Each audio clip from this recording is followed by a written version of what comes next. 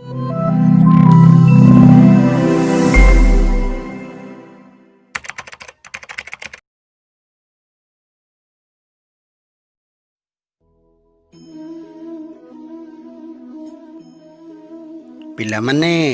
ତୁମେ ତୁମ ଜନ୍ମଦିନ କେଡ଼େ ଧୁମଧାମରେ ପାଳନ କରିଥାଅ ନା? ତୁମ ଜନ୍ମଦିନରେ ବାପା ତୁମକୁ ନୂଆ ପୋଷାକ ଆଣିଦିଅନ୍ତି, ଆଉ ମା ନାନା ରକମର ଖାଦ୍ୟ ତିଆରି କରି ଖାଇବାକୁ ଦିଅନ୍ତି।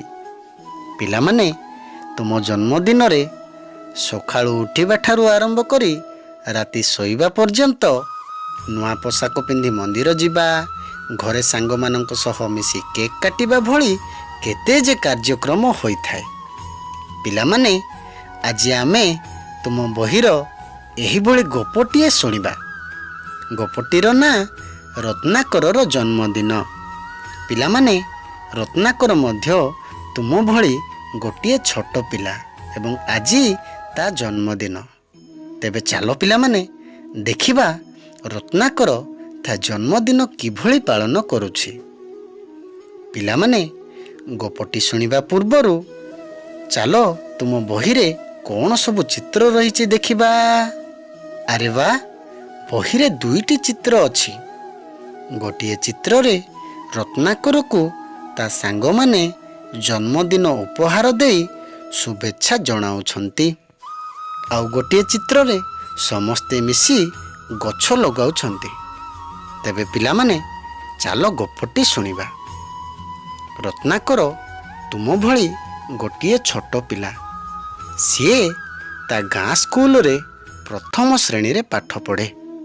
ହେଲେ ପିଲାମାନେ, ଆଜି ରତ୍ନାକରର ଜନ୍ମଦିନ। ସବୁଦିନ ଭଳି ସେ ବଡ଼ି ଭୋରରୁ ଉଠିଲା।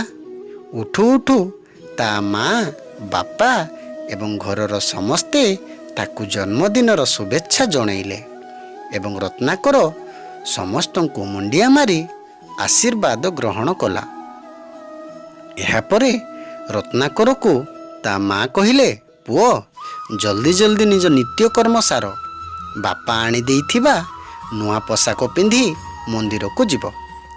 ମାଙ୍କ କଥା ମାନି ରତ୍ନାକର ଯଥାଶୀଘ୍ର ସ୍ନାନ ସାରିଲା ଏବଂ ମା ତାକୁ ନୂଆ ଡ୍ରେସ୍ ପିନ୍ଧେଇ ଦେଲେ।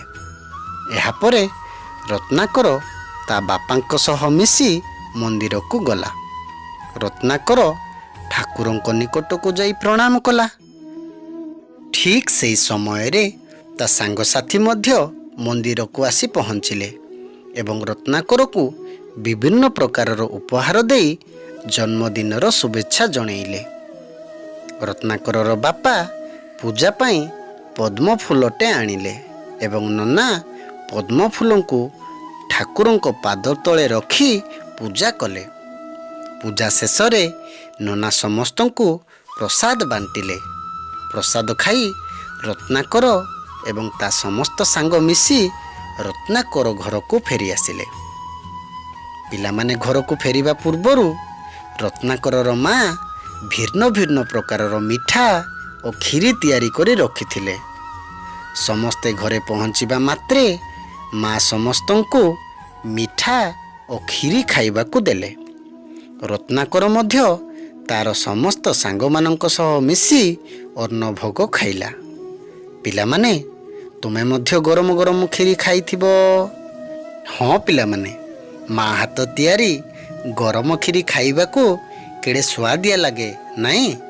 ଏପଟେ ଗରମ କ୍ଷୀରିରେ ହାତ ମାରି ହେଉଥିବ ନା ଜଲ୍ଦି କ୍ଷୀରି ଖାଇ ହେଉଥିବ।